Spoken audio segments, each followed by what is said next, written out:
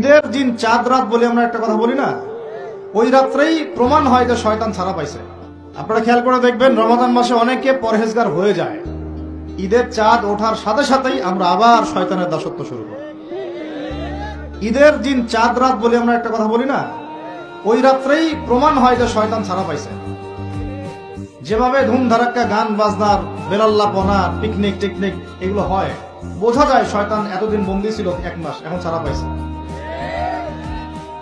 তো এক নাম্বার নসিহত, রোজা রাখতে হবে রাখার মতো, যে রোজা আমাকে তাকওয়ার শিক্ষা দিবে। আল্লাহ পাক আমাদেরকে এইভাবে রোজা রাখার তৌফিক দান করেন। দুই নাম্বার, আল্লাহ পাক তার আগে একটা কথা বলে নেই, এটা পরে ভুলে যাবো আর কি। এই যে শুনলেন কুতিবা আলাইকুমুস সিয়াম, কুতিবা আলাইকুমুস সিয়াম শুনছেন? অনেকে তো জানে, এখানে তালেব ইলম অনেকে আছেন, ওলামায়ে কেরামও আছেন, তাদেরকে ওয়াজ করার কিছু নাই আমার, আমি সাধারণ মানুষের জন্য বলছি। কুতিবা আলাইকুমুস সিয়ামের আগেও দুইটা কথা আছে এই কিতাবে।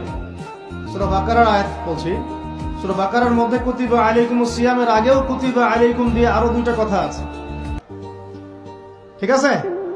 এটা তো বুঝলেন, কুতিবা আলাইকুমুস সিয়াম, সিয়াম ফরজ করা হয়েছে। ঠিক একটু আগে যাবেন, দুই এক পৃষ্ঠা আগে গিয়ে দেখবেন আল্লাহ পাক আয়াত নাজিল করেছেন, কুতিবা আলাইকুমুল কিসাস, তোমাদের উপরে কিসাস